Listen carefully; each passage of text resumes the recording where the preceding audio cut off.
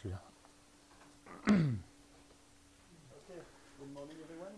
I'm going to start this second day of the school. So this morning we have a new speaker, Rémi Ferminati from Institut Langevin. He's going to talk us about photon correlation in mixed cathode spectrum. Thank you for this introduction. Nice to see you here. I'm very happy to be in Les Houches. Of course, not my first time here, but every time I find it a great place.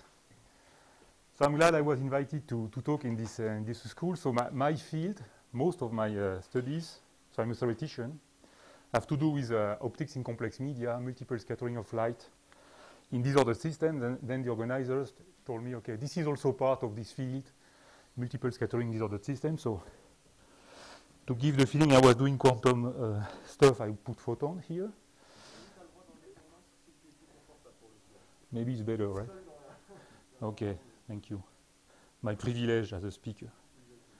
So I will talk mostly about speckles. So half of the talk will be about classical light correlations, and the second half will be about the emission of classical and quantum sources. I will speak about the interaction of single photon sources and with complex media, and show you hopefully new things in an old topic. So before I start, I just want to give credit to a few people, because when preparing this lecture I have taken different results from the thesis of Nikos Fayark, who is now a postdoc at ICFO in a group of Derek Chang, Antoine Canegay-Durand, who was a postdoc with us, Arthur Gucci and Romain Pirac, who are two researchers in my group.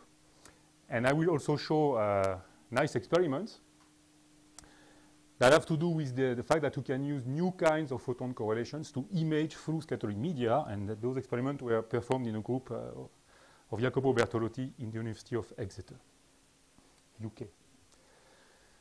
So this is the menu. Okay, so I assume that many of you don't know about multiple scattering, so I will start with a tutorial on this, just giving you the basic ingredients to understand the following topics. And then I will talk about these so-called mesoscopic intensity correlations. So I will, of course, explain everything around that. So that will be the menu for today. And I will also talk in the end part, so in the third hour of the lecture, about the fluctuation that you can have in the emission by one or two sources in a structured medium, and show mostly what you can do with that, but also stress the differences between what you can do in experiments when using classical source or quantum sources. And I will show you where the analogies are and where the major differences are. So I will talk mostly about speckles. So I have to start by defining what we mean by speckle. Probably most of you know what it is, but I just want to remind you that if you sum coherent waves, but with random phases, you end up with a strongly fluctuating intensity pattern. Okay, you don't end up with something that is flat, because you could say, okay, on average, the phases average out, or whatever it is. In one realization, with many, many phases that are completely different with one another, you end up with a complex pattern that you can see with light. So I will do an experiment now. So this is just a diffuser. Okay, so this is a weakly scattering material, and if you send laser light through it, then you see the appearance of this very nice speckle pattern.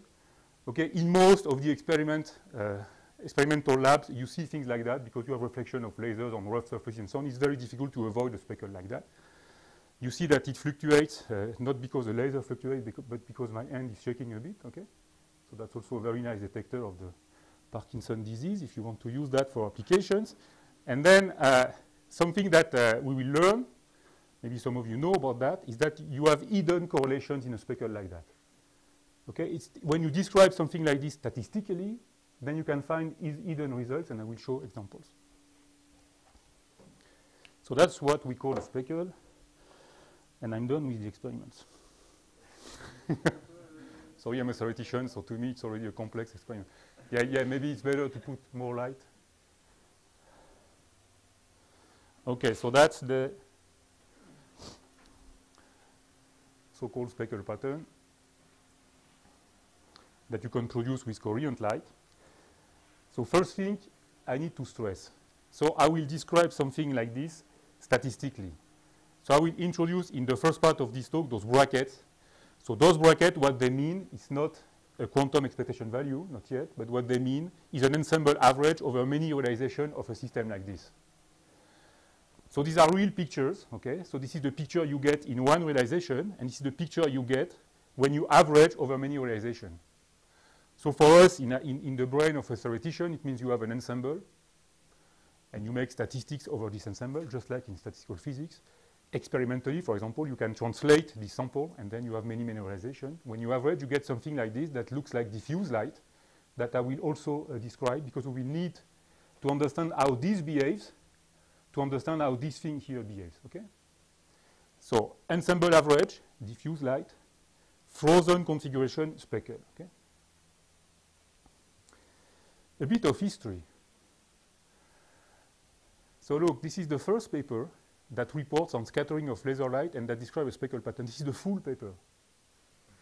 Okay, so this is Langmuir. So this is the nephew. I learned that not long ago. That is the nephew of the Langmuir, the Nobel Prize, the name you have in Langmuir Blodgett films and so on. Okay. So this guy, what he did in 1963. Okay, 3 years after the laser was discovered or invented. So if one observes the light from a gas laser operating at, so what kind of laser is this? Okay, helium neon laser, okay. So what he did is that he shined a helium neon laser that was just invented on a sheet of paper. And he describes that he sees what he did the experiment I've just done. Okay? So it's funny because it's a very short paper. I'm not sure that nowadays you could publish something like it, but it's not an empty paper. Now, if you look here, interesting, he says, okay, the explanation of this phenomenon must surely be related to the coherence, blah, blah, blah, blah, blah, blah, okay? And then he makes an analogy. He says, in the propagation of radar microwaves through the atmosphere, okay, so radar waves are coherent waves, it's known that the power, because of the fluctuations in the atmosphere, it's known that the power that you receive on a detector has a statistical distribution that is an exponential law. Okay, exponential minus p divided by p0. So he says something about the statistics of speckle pattern, okay, the probability density of having a given value of the power of the intensity here. He says it must be an exponential because it should be like what we already know from microwave experiments. And actually, it turns out that it's true, at least in the simplest model of a speckle that you can do. So I want to start with very basic statistics. Sorry for those who already know everything about that, but I just want to, little by little, show how we start from something well-known and very simple to something new. Okay? What could be the simplest model to describe the statistics of something like that? Okay, so you have an intensity, you can record the different values of the intensity, you can make a histogram, and you look at the probability to have a given value of the intensity. So you could do something that is very similar to what you do in statistical physics. For example, when if you remember your lecture on equilibrium statistical physics, the beginning of them, you started with the micro-canonical ensemble. And you say, okay, I have a isolated system, given energy. Let's say that all microstates have the same probability. So if you say something like that, it's just like saying that you don't know much about the system. Okay? So let's do the same. Let's assume that it's a real mess. So if, you know, I have light that goes through the sample, light or waves, because what I'm saying is for any kind of wave, actually. Okay? So I consider scalar waves. So light enters, and it undergoes multiple scattering, and it goes here. And you have another trajectory here, and you sum up many trajectories like this to build the complex amplitude of the field at a given frequency. So you can write that the complex amplitude of the field is just the sum over many, many trajectories. Okay, I do it in a heuristic way. We could justify that very precisely, okay, but I'm not doing it.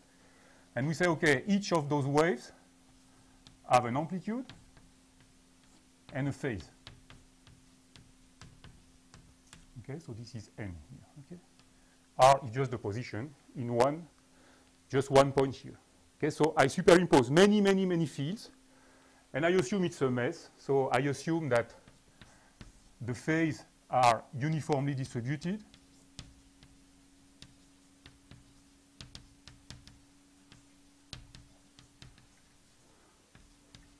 over 0 to pi, okay?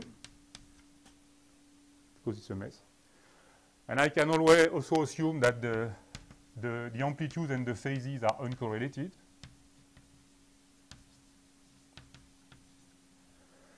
And I can also assume that if I take two different trajectories, they are independent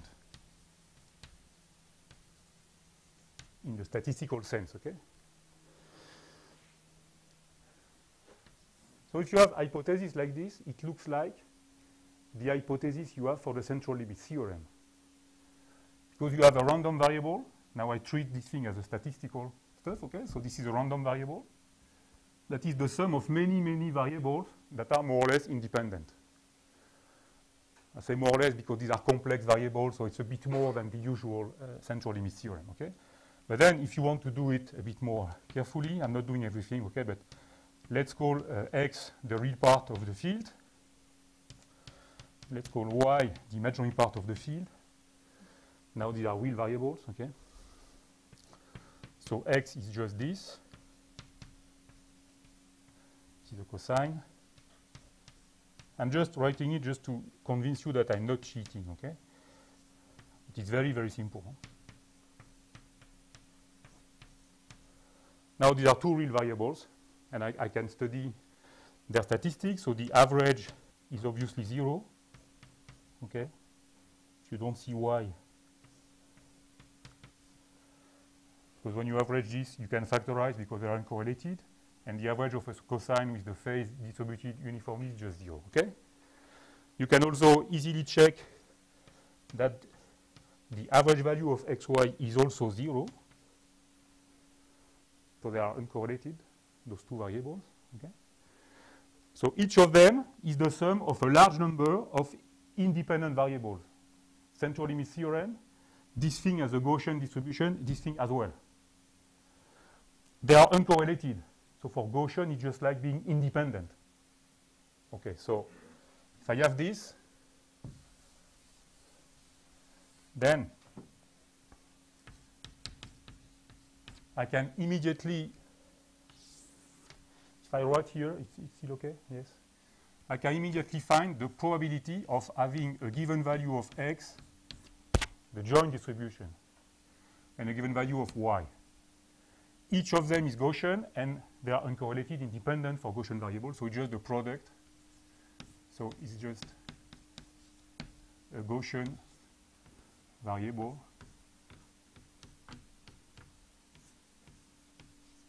And here, the variance sigma square is defined like this. So that's the joint statistical distribution. It's a Gaussian. Now, if you want to move to the intensity, so the intensity is just this. So you need to do a change of variable that you can do. And you end up with the probability density of the intensity that is just an exponential.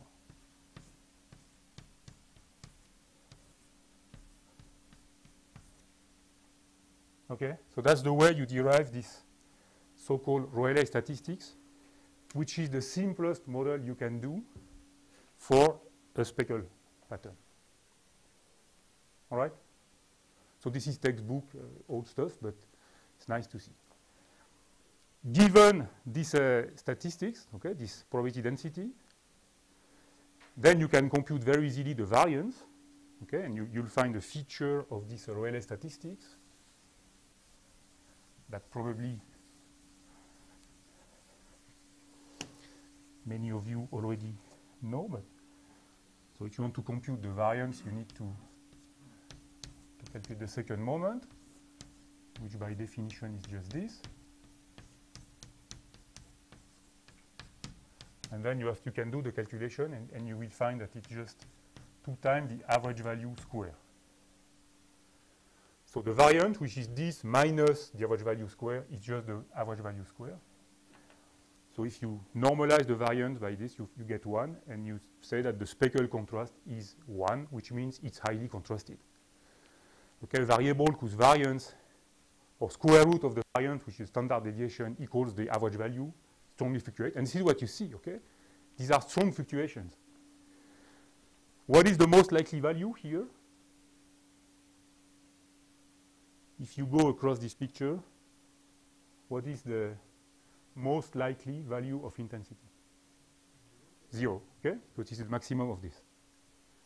So most of the time, you will find a dark spot, okay? And this is exactly what you see. So if you want to check that by yourself, I can recommend to do a very simple exercise on your computer, but not now. So you can generate a set of random variables over 0 and 2 pi, and you compute. Okay, so these are random variables. So you have a random generator on your computer. Okay, so you rescale it so that you have random variable between 0 and 2 pi. And then you can calculate what we call a random phasor sum. You calculate this.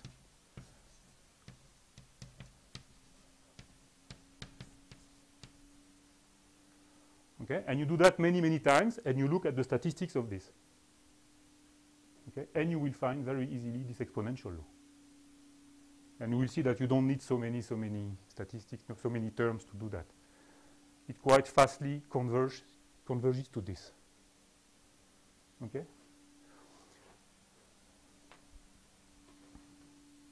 Rayleigh statistics. So you see Langmuir found that, but just by analogy. Okay? So now, if you want to describe a picture like this, it's not enough to have the distribution of intensity. Maybe you want something about the structure. Okay, so you could say, what is the typical size of a bright or a dark spot? So to do that, you can move to correlations. So for example, spatial correlation in that case. Maybe I'll show an example with dynamics this afternoon. So you can compare, so the intensity average value plus a fluctuation. Okay, so you compare the fluctuation at one point to the fluctuation at another point. You normalize, you get a correlation function.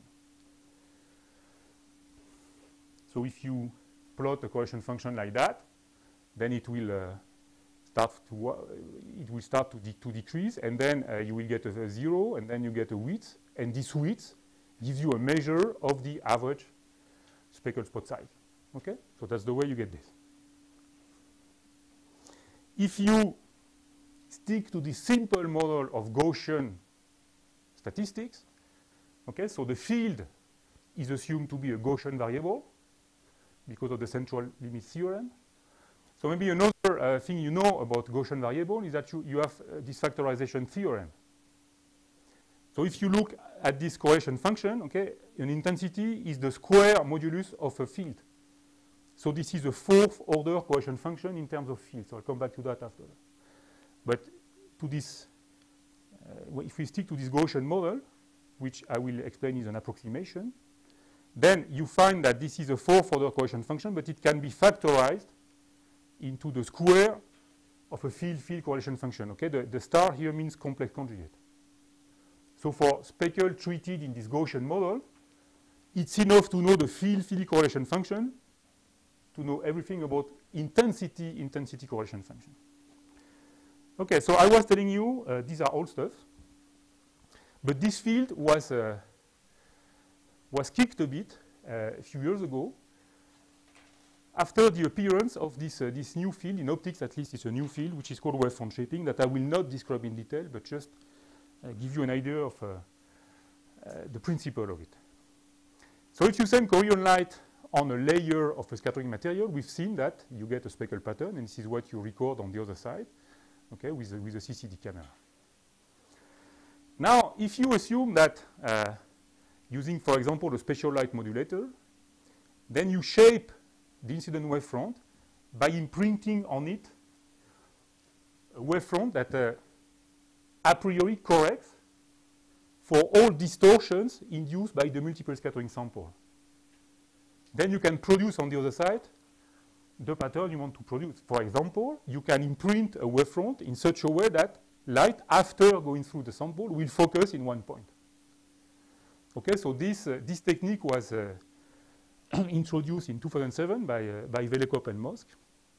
Essentially, it's the analog of adaptive optics that maybe some of you know in astronomy. Okay?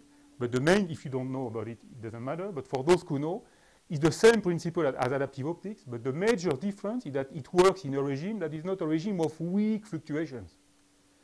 It works in a regime of speckle pattern that is fully developed, just like in the Gaussian model, in which you have strong intensity fluctuations. Okay? But the principle is just the same as the usual adaptive optics.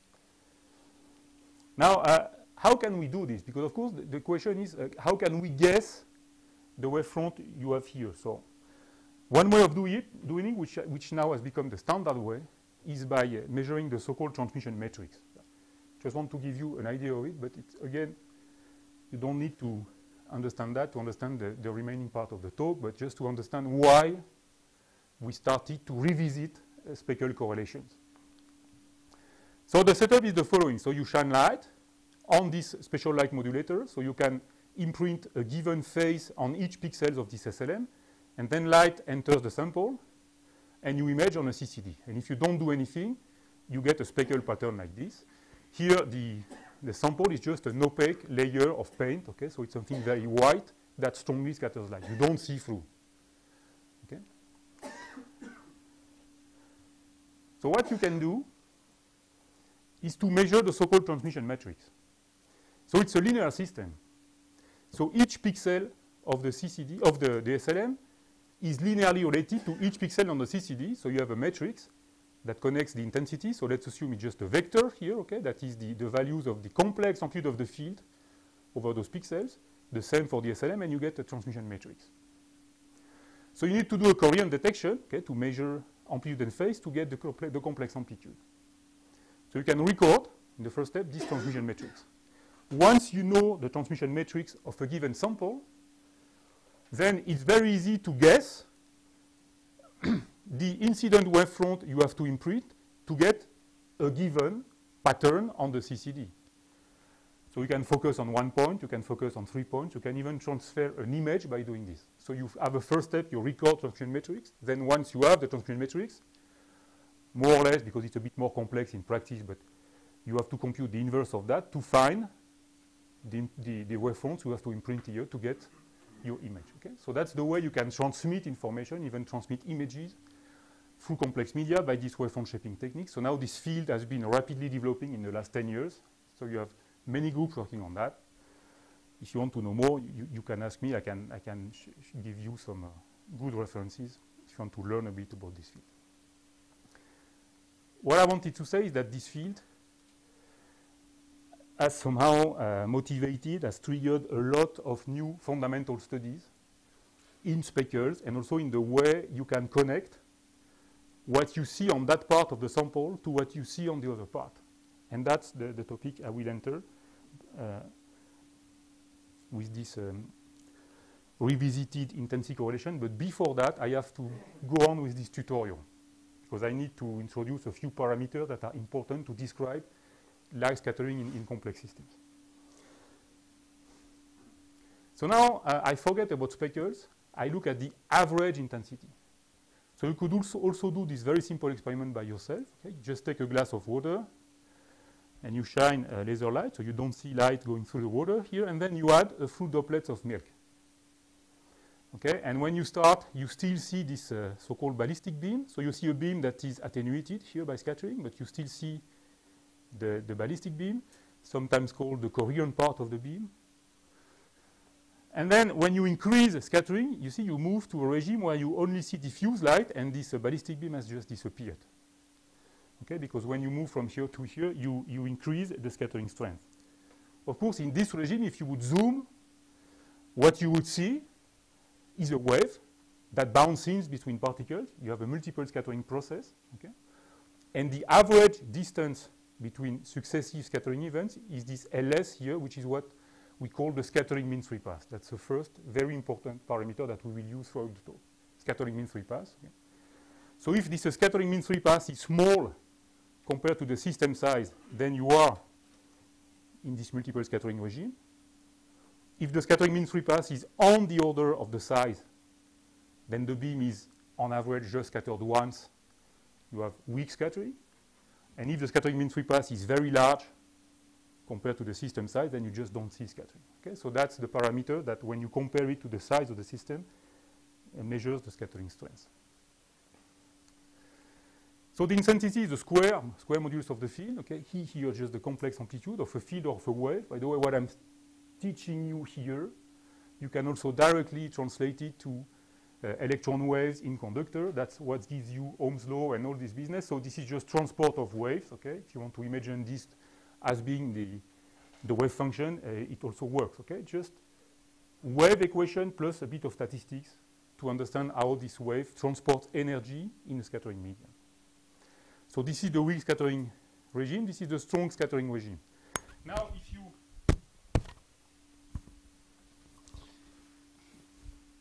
sorry, because if I remove that, I guess the remote people will lose my words. Still working? Yeah. Okay. So if you average this term here, so remember that E is also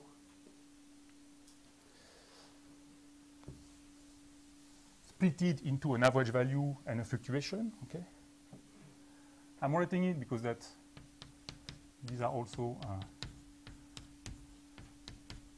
things important to understand. Okay, so the field I can always split as an average value plus a fluctuation, with by definition the average of the fluctuation equals 0. Okay, if you just average that, you get this. Okay, so now if you want to compute the average intensity, you can split the field like this, and then you average. Okay? And you see that the cross term will give you 0, because you will have the average value of E times the average value of delta E, which is 0. So this only has two terms. So pay attention to the order between brackets and square modulus. Okay? So the first part is the average field square modulus. So if you have a system like this, that we can assume to be statistically homogeneous, okay, just particles in milk, statistically homogeneous, just like a white paper is also statistically homogeneous. Okay, the statistics is the same everywhere. So the average field sees an average medium.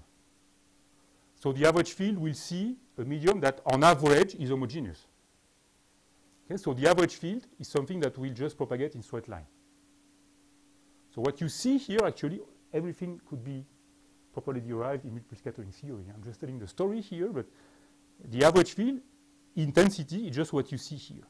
So this corresponds to this ballistic beam, and this ballistic beam, what we can show, is that it's attenuated exponentially, and so L is just the system size, and Ls is this scattering mean free path.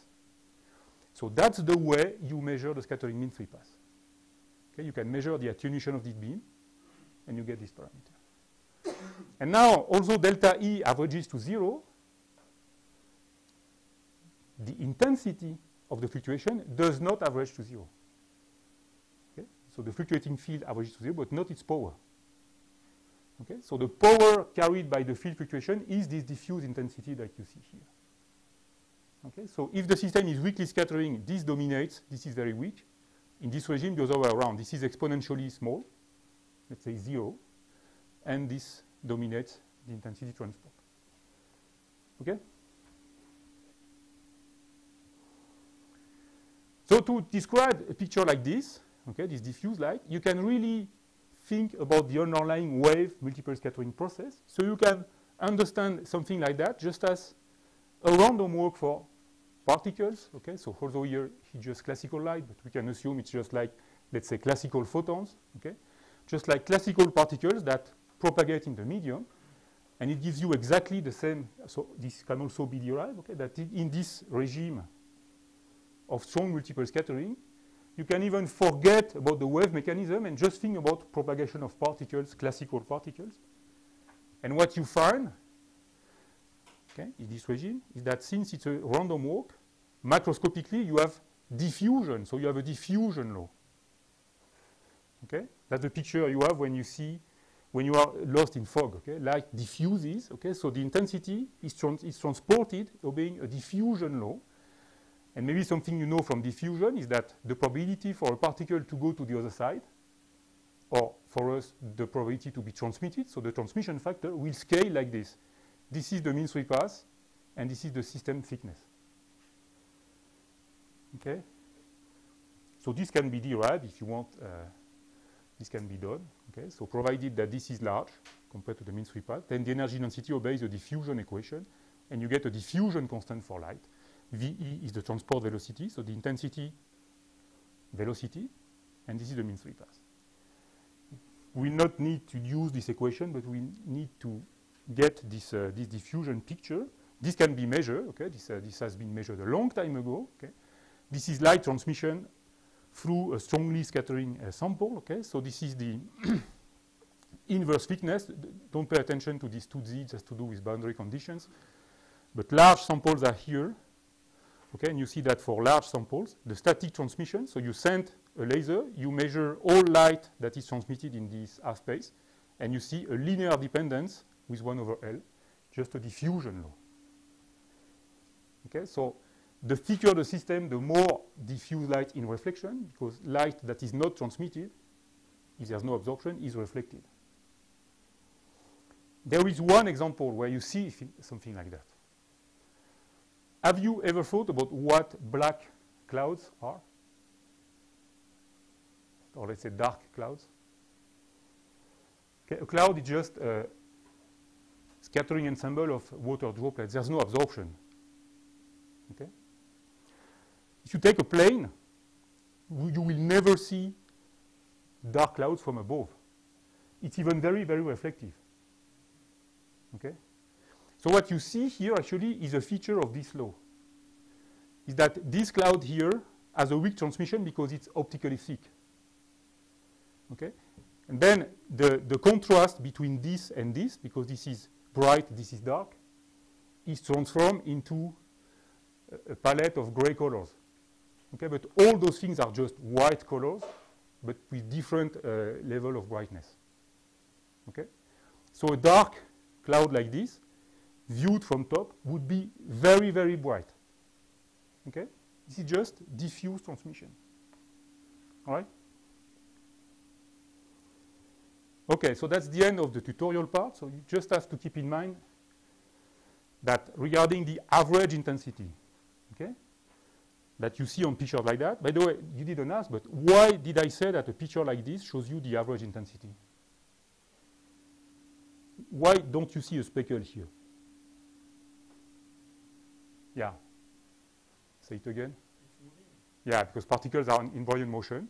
So during the exposure time of the camera, okay, you average over many, many configurations. So the motion of the particle does the averaging for you. Okay, so you see the average intensity here. You have two parts, the ballistic beam, exponentially attenuated with the scattering mean free path, and the transmitted, and the diffuse intensity. Okay, so provided the system is thick enough, it obeys a very simple diffusion law.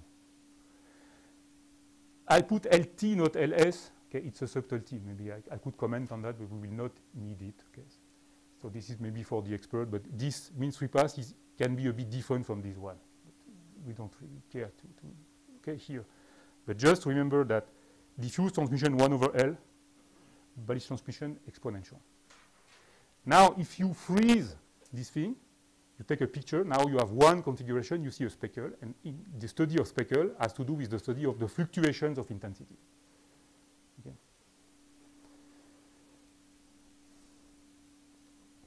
So now we enter the real topic. And that's where the introduction to wavefront shaping will explain you why we started to care about things like this.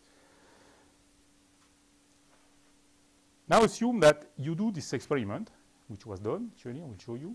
So you have a scattering sample here, so it's thick enough so that you don't have light going through. Okay, so the exponential is essentially 0 in that case, so you just have diffuse light. You shine light, and you record two speckle patterns, one on the reflected surface and the other one on the transmitted surface. On the principle, it's a very simple experiment. You get two speckle patterns for a frozen configuration. Now the question is, if you take one point in the transmitted speckle, the other point in the reflected speckle, what about the correlations between them?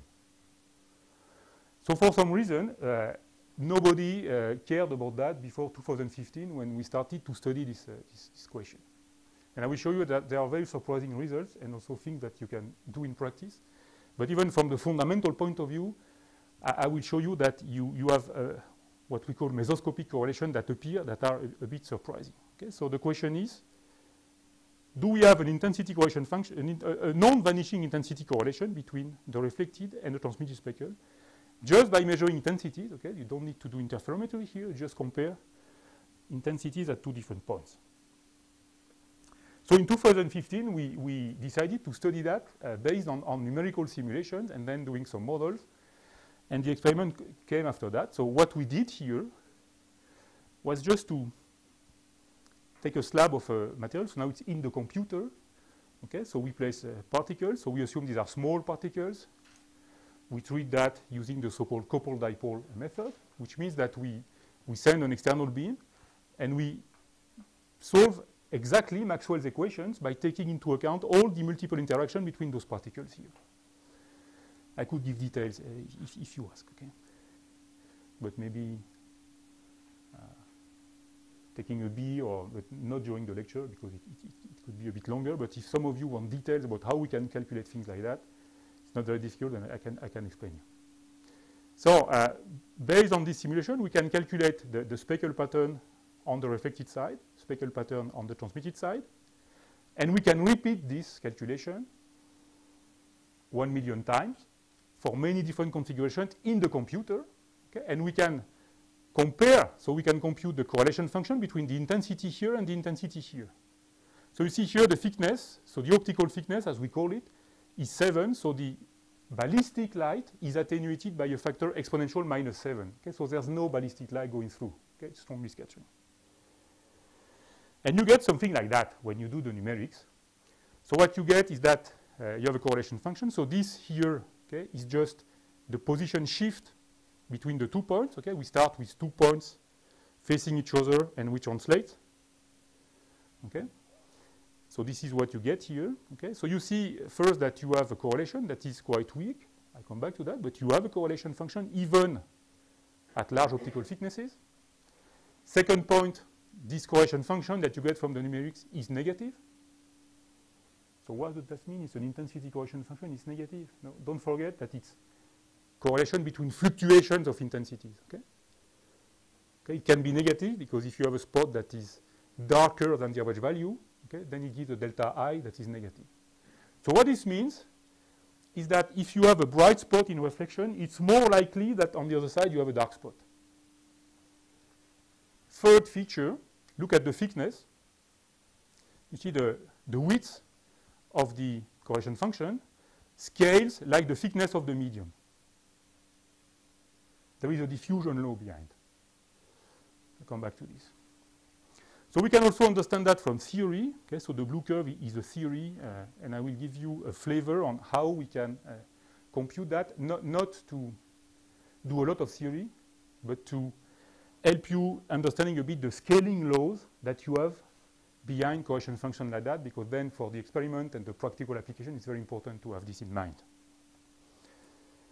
So how can we compute horrible stuff like that? So first, let's start with field-field correlations. So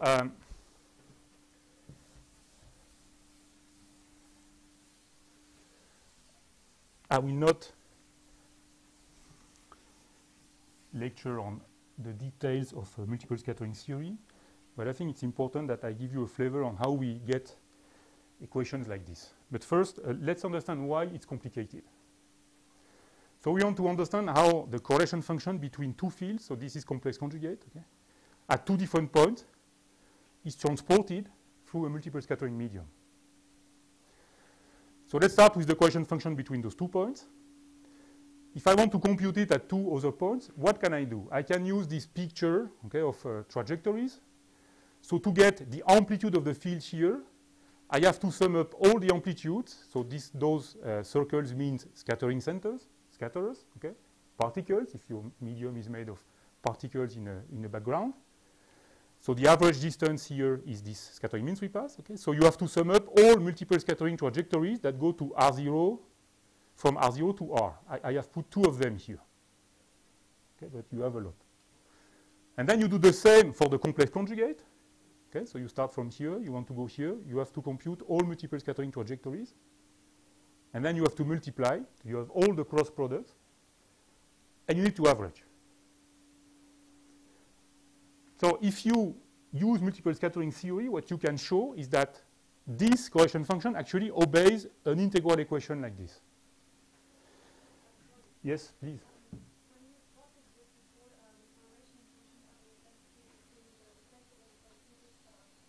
Yes.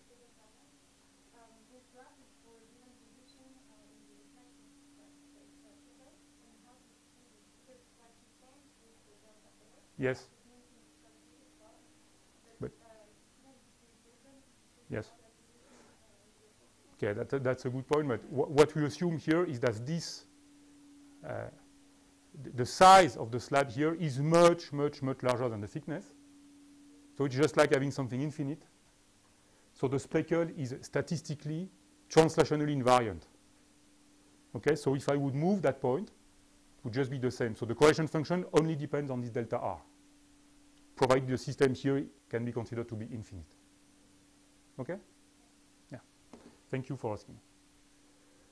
All right, so I was told that Darik, you already wrote the integral equation for an electric field, introduce a Green's function, a little bit. Okay? So if I tell you that, okay, we'll not do complicated things, but just give a flavor, okay? So, and essentially a flavor of why it's complicated. And why it's a bit of magic that you get something like that, which maybe is also complicated, but okay, you'll see it will become just simpler on the next slide, okay? So this is a scattering medium, so I can describe it as a medium in which the dielectric function fluctuates in space, okay? So the field, so I consider scalar waves, okay? So the field obeys this equation.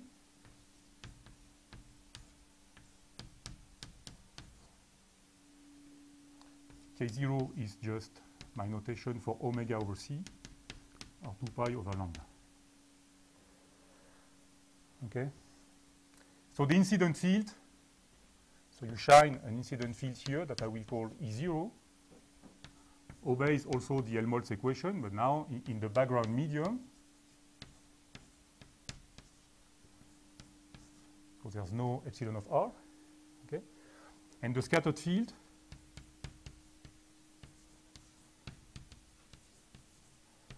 that I can define as the difference between the total field and the incident field, okay? That's the definition of the scattered field. So you can get the equation by subtraction.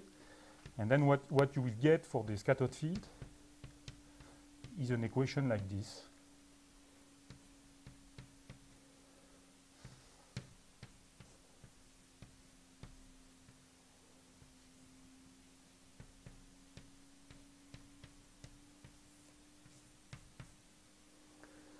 So you see the left-hand side is just like what you would get for the incident field, but now you have a source term. And this source term tells you that the fluctuations of the electric function, okay, generate a scattered field. All right? So now the solution of that can be written formally by using the Green's function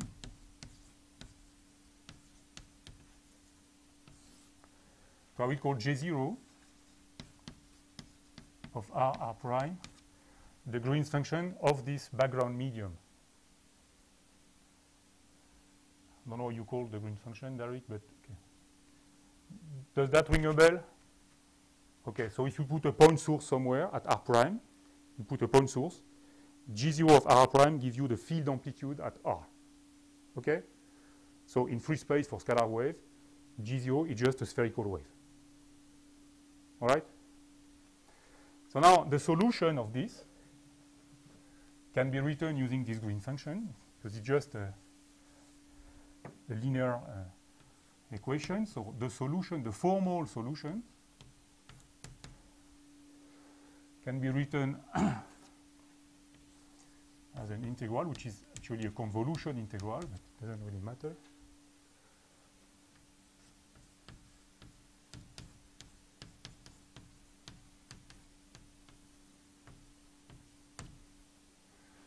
I introduce here, for simplicity, the potential.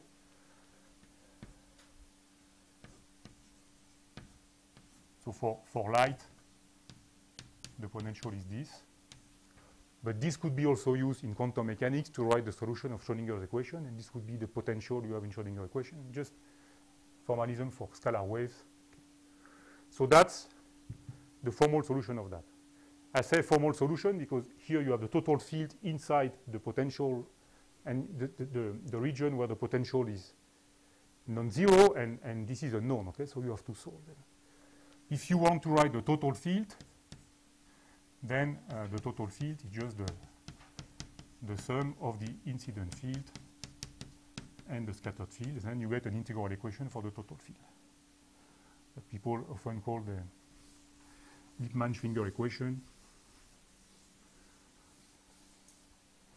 If you enter this business of multiple scattering in disordered media, you will find many names that you find also if you study quantum field theory. You'll find the Dyson equation, the Bethe-Salpeter equation, and all. It's because this formalism was developed initially for quantum field theory, and then you recover also the Lippmann-Schwinger equation and so on. Then people use Feynman diagrams to do the perturbation theory. I will not do that, but that's the way you derive equations like this. Okay, but I just give you a flavor. But the names are the same, and the equations are the same as in quantum field theory. So formally, okay, just to avoid those integrals, so this equation, now we consider G0 as being an operator, V as being an operator that just multiplies the wave function, and then we write this equation like this, just a formal way of writing this integral equation, okay? G0 VE actually is this thing. Okay. So this is just for the E field. You have an exact integral equation that you can solve. But I want a correlation function. So now if you want a correlation function between fields at two different positions, then you see that you will get something like this.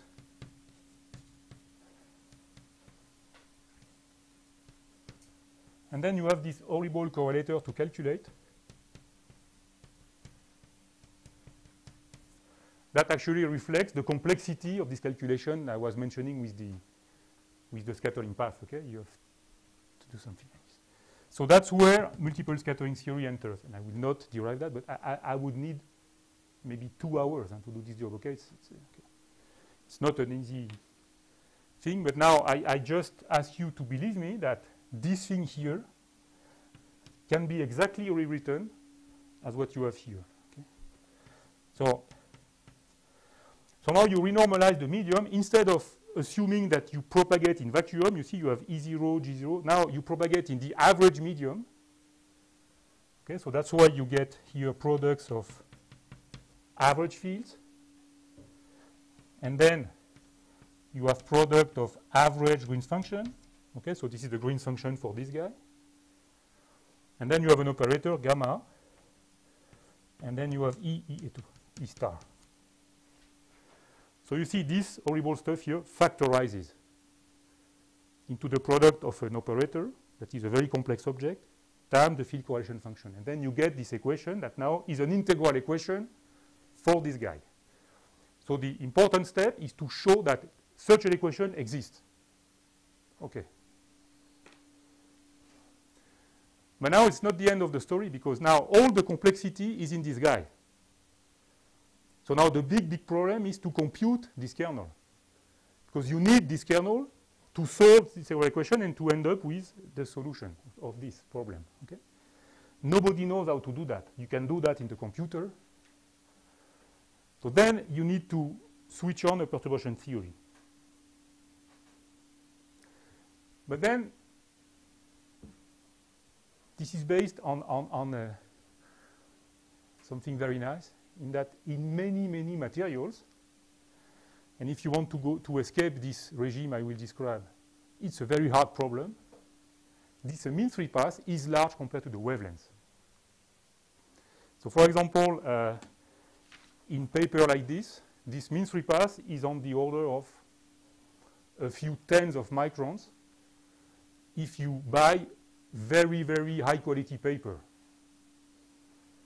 Okay? And wavelength in the visible is on the order of 1 micron. In biological tissue, there are many applications of those things in biomedical imaging. So people use light at wavelengths on the order of 1 micron to image through tissues. The scattering mean-free path is on the order of 100 microns. Okay? So this thing is large compared to lambda. So you have a small parameter. Actually, what you have is that K0, which is 2 pi over lambda, Ls, most of the time is large compared to 1. Tomorrow I will show example where theoretical example where it's not the case, and you enter fancy regime like Anderson localization. But to do that in optics, you really have to fight, because to get this not a large number is very difficult. So this is a large number, so the inverse of that is a small number. You have a perturbation theory, and then you can simplify the problem. I will not do this thing. So this is called the ladder approximation that saves your life, and it's called a ladder because if you plot a diagram corresponding to this, they will look like ladders, and then people call that the ladder approximation. But the physics is quite, I mean, at least qualitatively simple to understand. If this mean-free path, which is the average length of those bars here, is large compared to lambda, then if you take two different trajectories between E and E star, okay, remember you have to make the product and average, then even if those trajectories just differ by one scatterer, okay, then the difference in optical path will be large compared to lambda, because it will be on the order of Ls. Okay? Which means that every time you take two different trajectories, they have a huge phase difference. So you take all those trajectories, and the phase randomly spans the interval 0 to pi, provided that this is true, which means that in the cross product, the only terms that will survive after averaging are those corresponds to E and E star following the same trajectories. So you see how the problem simplifies. Because then in that case, we know how to compute this guy. And then we can do a lot of analytical stuff. Okay, so ladder approximations is really the picture also that you can have with light diffusion is that, okay, because if you take R and R prime coinciding, then you have the intensity, okay? So this is also the average intensity. So in this picture, the average intensity is just the sum of the intensities that follows all the trajectories, all the scattering sequences, the intensities directly, okay? All right, ladder approximation.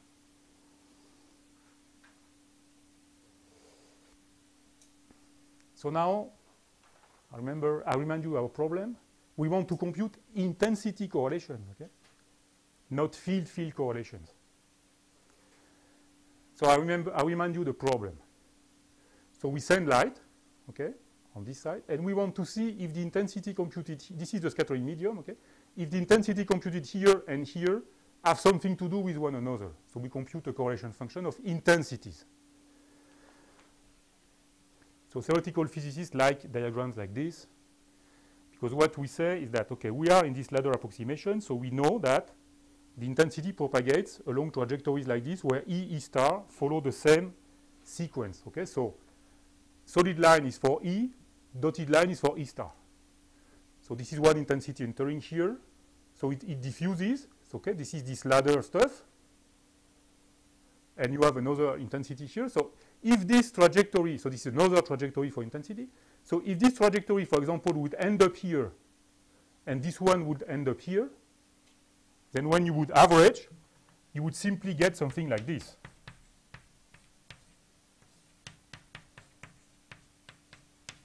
Okay, which is not the term we want in the correlation. Okay, this is the factorized term. So if you want a correlation, something needs to happen.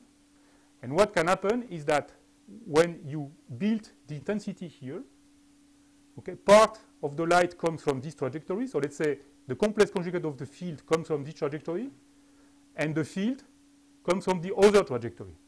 You need to mix different trajectories to get a correlation. That's basically the way we do this calculation. Okay? So now there are two different regimes. You need 5 minutes to be concentrated, 5 more minutes. Okay? I know conceptually maybe it's not easy, but the result is very easy to understand. So you can diffuse, and at the last scattering event, you split. So now E and E star here and E star here, they just go ballistically from this interior point to the observation point. And you can calculate these things. So people call that the C1 correlation function because it's the first term in the calculation. It doesn't really matter. And you get something that scales like this. You see it's ballistic propagation here. So you find this exponential attenuation with the distance with the mean free path. And you find this sinc function here, k0 is 2 pi over lambda. So this has a width on the order of lambda. So you see this correlation function is of short range. It's cut by the mean free path and by the wavelength. So provided that the thickness here is large compared to the wavelength, then this will be very small. And if it's large compared to the mean free path, it will be exponentially small. So that's what people call the short range correlation function. So this is not very interesting for our purpose, because as soon as the system size will be large, even compared to the wavelengths, this will be very, very small. So there's no way you can have a correlation function that survives between reflected and transmitted photons if you just assume that the correlation function is this. But now you can have something different. You can have a crossing. So again, you have diffusion, but now this crossing occurs deep inside the medium. Okay, so you see you interchange E and E star between two trajectories. So now they share something in common. And then it diffuses again. But since from here to the boundaries you have a diffusion process, then you find something that has a very different scaling. You find something that scales. So this F here is assumed to have a support on the order of 1. Okay, so this means that this scales with the thickness, and you have a prefactor that in 3D scales like 1 over L squared. So this is what people call a long-range correlation function. So that's this correlation function that actually we see here. So this blue line here is computed by using a formula like this. Okay? So to finish on this, I'd like to show you experiments. So once we did that, so the group of Jacopo Bertolotti decided to start an experimental study. So on the principle, it's a simple experiment. The difficulty is the averaging process. So what they did is to use cuvette here. So these are pictures of the scattering medium with particles suspending. So here it's not water, it's glycerol. The viscosity is different. So you have a dynamic speckle, okay? But the dynamic is slow enough so that you can record snapshots. So typically the dynamics, so the time it takes to move from one configuration to the other, let's say is on the order of a few tenths of millisecond. So in 1 millisecond, you can take pictures like this that correspond to a transmitted and reflected speckle for a frozen configuration. You wait a bit, the configuration changes, you do this again. Okay, and you do that 10,000 times or more, and then you can compute the ensemble average. And you can compute a correlation function. And this is what you get. So you see that for different optical thicknesses. So the limit on that experiment was optical thickness on the order of 6, where you still can guess a bit of this correlation function. This is what you get for a thickness on the order of 3. Okay, so you recover. So this is the it's two-dimensional. Okay, so this is the correlation function you find, x and y, and this is just a cross section. Okay? And you see that we recover the shape that we predicted theoretically. And we also recover all the features. I will not enter all the details, but you can have a look at the reference if you want to see that. But we also recover the fact that the width of this correlation function scales like the thickness of the medium.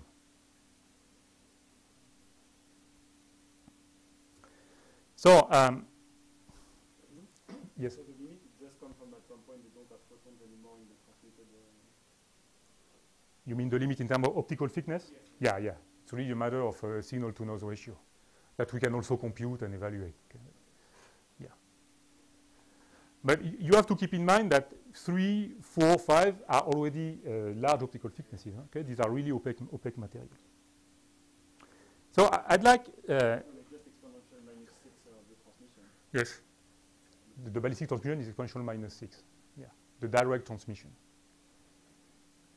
But then in the sense you so. Put as much power as you want at the input, everything is linear. Yeah, but then you will face other problems. Yes. Okay. So in terms of course, I mean, in principle, you can always see ballistic light, but very fast you burn the sample, so it's quite invasive. Okay. So now in practice for imaging, as soon as the optical thickness is larger than 2, or even 1.5, there's no way you can use the ballistic photons in practice to do imaging. Okay. So I'd like to finish up this part by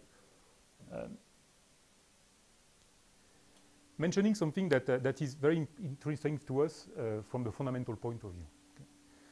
So I was telling you that in this Gaussian statistics of a speckle pattern, which by the way is completely equivalent to having this picture. So again, you have to believe me, but this is absolutely equivalent to computing what I call the C1 correlation function, which really corresponds to diffuse transmission, and just at the end, ballistic propagation here and here. Then at the level of this approximation, you can show that the field actually has Gaussian statistics. So this means that this short-range contribution actually factorizes into the square of a field-field correlation function. Okay, so that's the correlation function. If you just look at the reflected speckle pattern or the transmitted reflected speckle pattern, what you see is mostly this thing. But in this reflection transmission configuration, this thing is exponentially small. So the correlation function that we have measured, and this afternoon I will show implication on that for imaging, actually is a high-order correlation function, okay, which means it's a fourth-order correlation in terms of field. So it's an intensity correlation function that corresponds to a non-Gaussian statistics of the field. So what we have done here, and that we have used for imaging, we'll see this afternoon, is to use an intensity correlation function in a regime for which the field-field correlation function is exponentially small.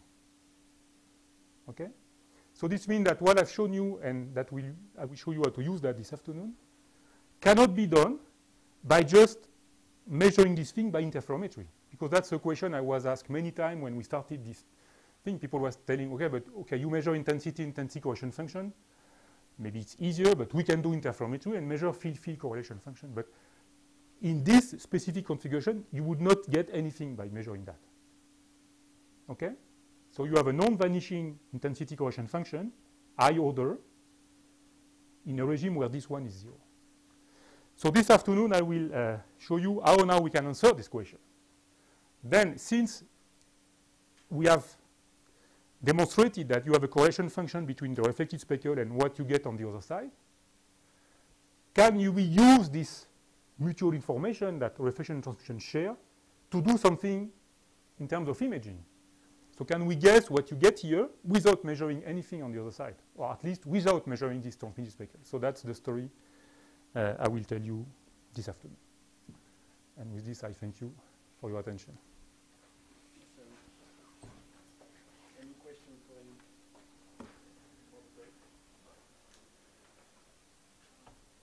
Maybe on the wavefront shaping. Yes. It reminds me about like a holographic device. Is Yes. there more stronger relation between?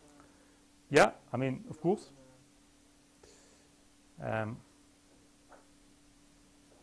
holographic part, let's say, enters the way we measure the transmission matrix.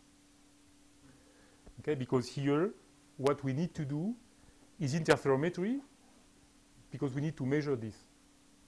Okay, so here what we do actually is that we have a reference, but that is used by, okay, the background intensity of this speckle is used as a reference to actually do the interferometry with just one laser beam, but it's a technical, let's say, detail. But you could assume that you have this light here, and you have another beam here, and you record the interferogram that pretty much looks like recording a hologram.